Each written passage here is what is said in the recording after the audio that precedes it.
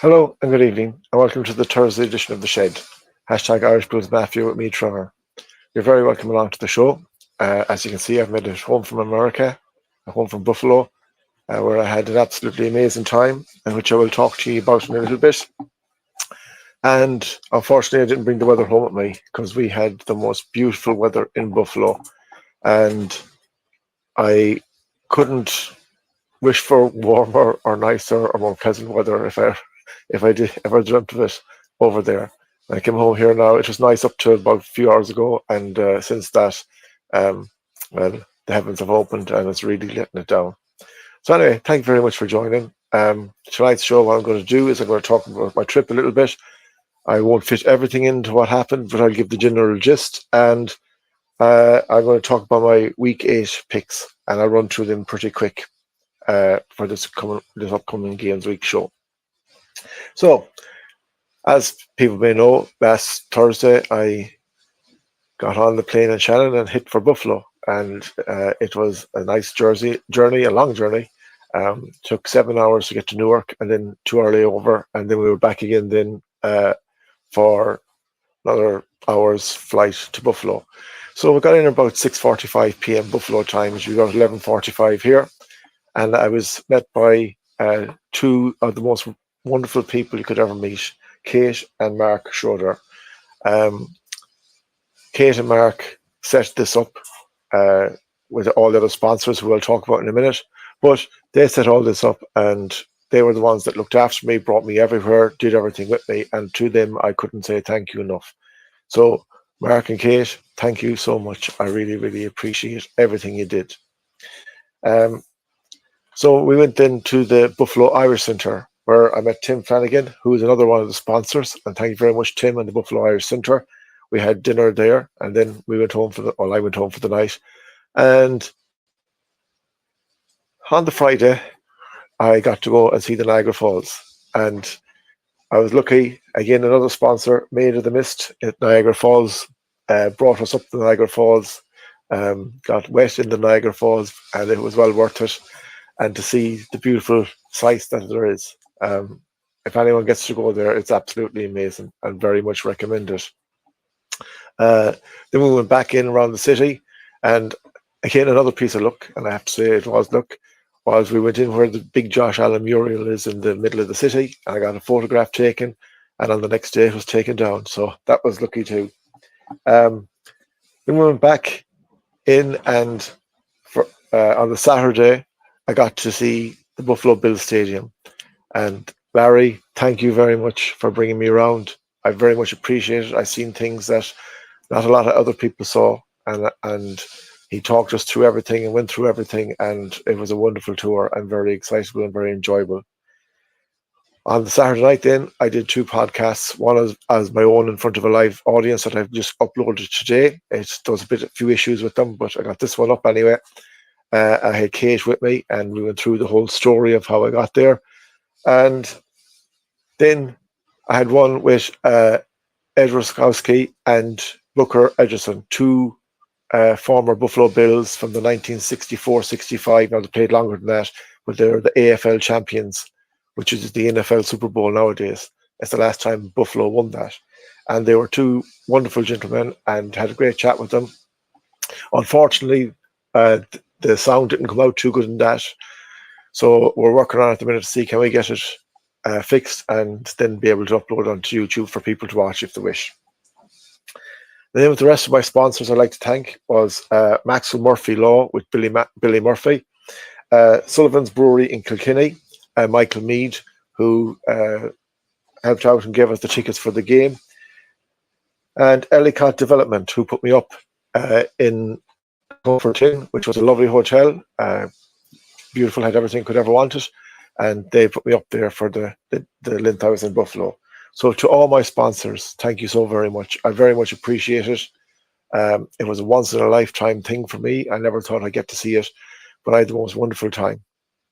And then we came to game day, and game day was everything I could imagine, living up to with the tailgate. We went to the big tree. We started there. met Will Wolford, the former Buffalo Bills footballer, amongst other people. He was a lovely guy. Stood up, had a photograph, had a chat for a few minutes. Met loads of other fans. Once the scene were from Ireland, they couldn't be more friendly and hospitable.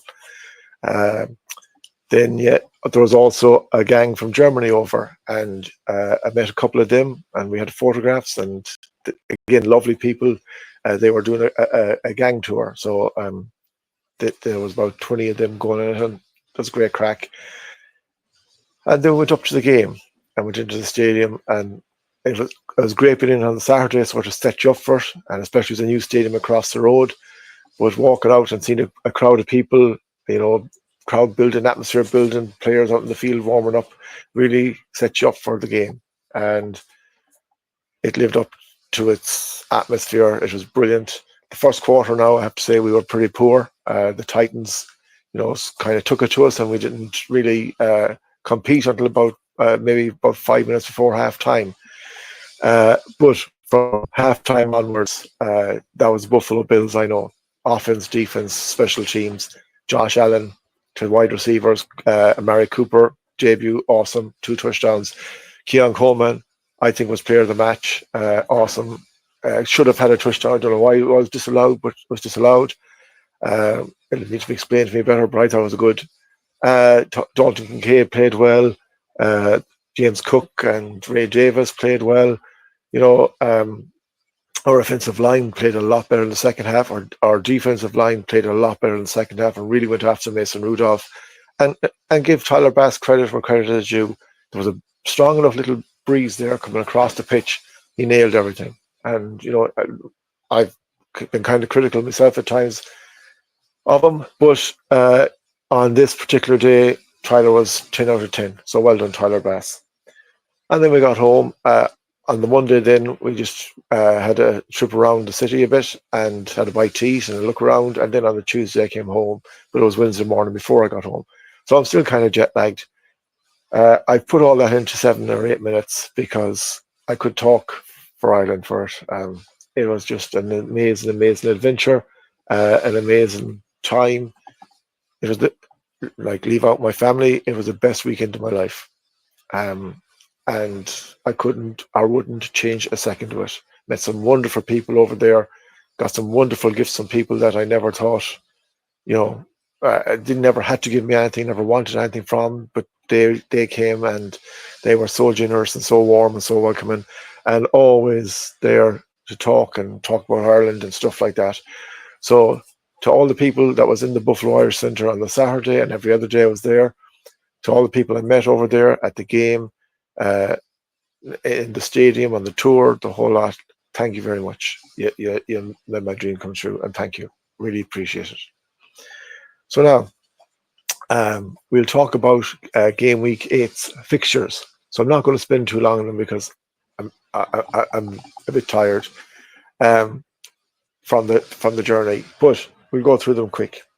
So on tonight, the Minnesota Vikings are playing the Los Angeles Rams. And the Vikings had a shock loss last weekend. Well, shock. I thought they'd beat the Lions, especially with Aiden Hutchinson missing, but the Lions stood up and took them out. So they're 5-1, and the Rams are 2-4. And no surprise, I'm going to go for the Vikings in this. Next game up is the Ravens at the Browns. Lamar Jackson and Derrick Henry and Dave Flowers and co are going to have a field day. I know it's a divisional game, but there's trouble in Cleveland. Deshaun Watson got cheered off while he was injured last weekend by the fans. People aren't happy there. And I just think Amari Cooper got out at the right time, and I think that they're going to be a team that's going to have to build for a season or two and just take all the hits as they're coming along. So I'm going for the Ravens in that. Titans at the Lions. The Titans played for a quarter and a half against us last weekend and then just fell apart. They've traded DeAndre Hopkins to the Kansas City Chiefs, amongst others. The Lions are going to have a field day. No, jerk off. Enjoy yourself. The Colts of the Texans. Now, this is a tough game to call. Even though the Texans are favourites on paper, the Colts are 4-3. The Texans are 5-2. It's a divisional game. The Texans lost last weekend. I don't think people are happy with Stephon Diggs. I read comments that D'Amico Ryans isn't very happy with him. caused a bit of aggro at the Packers game. But I'm going to go for the Texans this weekend. They are at home, and they will be my favourites to win against the Colts. But I wouldn't say it's nailed on. Then we have the Green Bay Packers and the Jacksonville Jaguars. Packers are 5-2, Jaguars are 2-5. They had a good win last weekend in London. Trevor Lawrence played a lot better, but the Packers are ticking along nicely, and I'm going for the Packers in this one. Then we have the Arizona Cardinals at the Miami Dolphins. Now, Tua might be playing this weekend. I know he'll never see this video, but Tua, don't play. Retire. I don't want to see you get crippled. Please. Retire. You're a brilliant footballer, but retire. For this game, I'm going for the Arizona Cardinals. They beat the Chargers on Monday night. If Tua's playing and fit, and if he plays the way he was, then yes, the Dolphins will give them a game, but the Dolphins have been very poor lately. And it can't be all down to one quarterback. There has to be other issues there that players aren't playing well. Then we have the Jets and the Patriots. I just tossed the coin here in this because both teams are as bad as each other. The Jets are imploding from the inside, and the Patriots are rebuilding, but they're a long way off. I picked the Jets in this. I think they'll just get over the line. They have to if they're going to make any challenge in Aaron Rodgers' swan song year, I'd say, then they have to win this one. So I'm going for the Jets. Falcons at the Buccaneers. They're both 4-3. It's a divisional game. They both lost last weekend, surprisingly, for the Falcons to the Seahawks. And yes, Verdia, the Seahawks did win. And yes, I know we're playing you this weekend, and I'll get to it. The Buccaneers met Derrick Henry and met Lamar Jackson and gave a good account of themselves, but the Ravens were too strong on Monday night. But I'm going for the Buccaneers this weekend. I just think that they'll be a bit too strong for them. Then the Eagles at the Bengals. The Eagles are 4-2. The Bengals are 3-4. Now, everything's not happy in Philadelphia, but they're getting the wins. And last weekend, Saquon Barkley had a field day against the New York Giants. But Joe Burrow and co are starting to click and starting to tick. And I'm going for the Bengals in this. They're at the stage now where they can't afford to lose. So if they want to make the playoffs via wild card, they're going to have to win every game as they go along. So I'm going for the Bengals in this one. Then you have the Saints at the Chargers. Two teams out of form. The Saints are 2-5. The Chargers are 3-3. I picked the Chargers last week. I was wrong. I thought they'd beat the Cardinals and didn't. Justin Herbert and co will have to click into gear, and I just think they'd be too strong for the Saints because Saints don't have a quarterback at the minute. Well, they have, but he's a young lad. He's not going to. He's learning the game, and he's been caught out a good few times yet. Then we have the Bills at the Seahawks. So this will be a very tough game. Bills 5-2, Seahawks 4-3. Now it's in Seattle, so it's going to be a tough arena to go in and get the win. Geno Smith is playing good at the minute. Now, they had to slip up against the Giants a few weeks ago. Derek Metcalf and Kenneth Walker are running back. Both of them are injury concerns, whether they'll play or not. Time will tell, amongst others. For ourselves, we have to start the game. The way we finished the game last week, we have to start it. They're a good team, Seattle. We cannot afford to come in and start the way we did against the likes of Seattle, or we'll be bet. The first quarter and a half last weekend was poor, very on all fronts, on the offense, on defense, just was poor. So we need to get out of the traps quick. We have two wide receivers now that are A1 for long balls. You have Khalil Shakir. Khalil Shakir last weekend in one drive, in 6 plays, was thrown the ball 5 times and caught every one of them and made yards in it. Khalil Shakir is so underrated, and this man can do damage. And if they find him in the right place with the other two lads, Cooper and Coleman, making the space for him, then we can cut Seattle apart. The running game, we need to be better. Last weekend, James Cook, did an awful lot running up the middle, and for an awful long time got no yards because Tennessee closed the middle, closed the center. We need to start running out round the wings. When Ray Davis did it and hit for the sideline, he got a touchdown. So these are things we have to look at, and I'm sure they will. The defense needs to get, the first half of that game against the Titans. Mason Rudolph could have stood up there all day throwing the ball. He had no pressure. They weren't getting pressure on him. Second half, whatever adjustments they made, bang, he had nothing. They hammered him. They povelled him. They got him. And one of the most enjoyable things last weekend I've seen at the game, apart from seeing the touchdowns thrown by Josh Allen in the play. As everyone knows, Josh Allen is my favourite player, and I have no qualms about it, but I love all these guys. But was Damar Hamlin getting the interception? I have photographs on my camera, on my phone, and I just love watching them, because this is a guy that has proven to the world that even from the fringes of death, you can come back and make everything right. And he's just an amazing player and an amazing talent. And I do think we'll get the win at the weekend. Sorry for you. But we are in a position now where we have to drive on. And the Seahawks are there or thereabouts. They're a good 1 week. They're not so good the next. We've had our blip, and we have big games coming up. And the Seahawks is a big game, so don't get me wrong. I'm not watching them out at all. But you have the 49ers and you have the Chiefs coming in, and we need to be ready for that. And we need to have games in hand in case it can happen to any team. You have a loss. And we can't, we have to win these games. And I do believe we'll beat Seattle at the weekend. Then we have the rookie quarterbacks face off, hopefully. So it's the Chicago Bears at the Washington Commanders. Jane Daniels is so. He might play, he may not. Caleb Williams is going to play. The Bears are 4-2. The Commanders are 5-2. I'm picking if Jaden Daniels plays in this, I'm picking the Commanders. They're the better team so far. They've played more expansive, more attractive, more enjoyable football, and I do believe that they'll just be too strong for the Bears on Sunday. Then you have the Carolina Panthers at the Denver Broncos. It's 1-6 against 4-3. Broncos all day.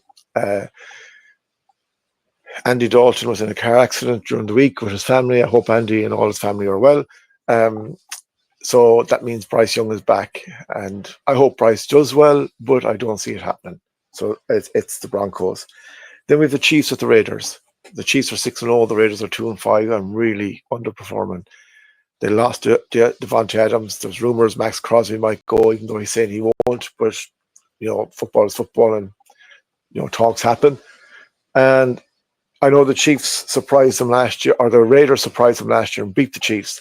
And that's a possibility again this year. But last weekend, in all fairness, the Chiefs made little work of the 49ers. And I thought the 49ers would beat them. I thought to be up for them. They had all their talent. And Mahomes and Cole just demolished them. So I'm going for the Chiefs in this game. Then we have the Dallas Cowboys at the 49ers. Now, if someone told me that the Cowboys would be 3-3 and the 49ers would be 3-4 at the start of the season after 7 weeks, I'd be going, hey, you're on something. But they are. Jerry Jones is getting fierce flack from everywhere and really badly defending himself when he does. The 49ers are not winning games, are not playing well. They're like a team that's hungover from the Super Bowl. This game should, on paper, at the start of the season, was 49ers all day. Right now, it's a hard game to call, but I'm going to go for the 49ers. They're at home. They have to bounce back. And the Cowboys are a mess with their defense, and their offense is no better. And they believe that they're still a better team without Derrick Henry, in so many words. So, when you hear that, you go, well, what cuckoo land is going on over there? Then the Monday night game, we have New York Giants at the Pittsburgh Steelers. Pittsburgh Steelers demolished the Jets last weekend in a fierce second half display, especially from Russell Wilson. The Giants, well, they're 2-5. I know put Brian Daboll's under pressure, and the rest of them. Daniel Jones, I don't know will he start or not, or will do lock play. But I'm going for the Steelers in this. I just think that they're too strong. They're coming into form. They're getting this Giants the right time. Russell Wilson will start because he played so well last weekend. I feel bad in a way for Justin Fields, but Justin was there for a few weeks and never set it alight the way that Russell did. So it's Russell's turn now. So good luck to him. And they are the games. There's no no team will bye this weekend. All 16 games, around 32 teams are playing. So we'll see how these go. It'll be very interesting. There's no major news to talk about. I see Robert Saleh has gone to the Green Bay Packers to advise their offense how defensive teams will play against them, because Matt LaFleur believes he's a genius as a defensive coach. So I'm happy for Robert that he's get something. I'm happy he's also out of the Jets, because he was in a hiding to nothing, and even more stuff with this week with Aaron Rodgers, and look at it's a circus there. So that's all I can say. But that is my video for tonight, folks. As I said, next Tuesday, I'll be back to normal. I'll discuss the weekend's games. If there's any news to break, I'll break it. And then on Thursday, we'll do another review and we'll get back into the rhythm of things and get back to normal. I'm still on kind of American/Irish time right now, so I'm really sort of panned out, ready for the cot. But I want to thank you very much for watching, and thank you very much for your support and all the kind wishes that was given to me and sent to me on going to Buffalo, being there and coming home. It really means a lot to me. It really means a lot to that I got that opportunity to go to Buffalo. And if you get a chance to watch the video, I know my picks were pretty rough. I haven't exactly. I think it was 8 and 6 or 8 and 7. 8 and 7 it was. So I just passed 50%. But just the video itself and where it was, if you get a chance, have a watch of it, because it was my first time in front of a live crowd. I was out of my comfort zone, and just see how I got on, and you can drop a comment and let me know. But that is the crack, folks. So look, I want to thank you very much for watching. It's a stormy night here, so I'm going into the house. Until Tuesday night, please have a safe, happy, healthy weekend. Stay together, stay safe, stay happy. And as always, my friends, go Bills.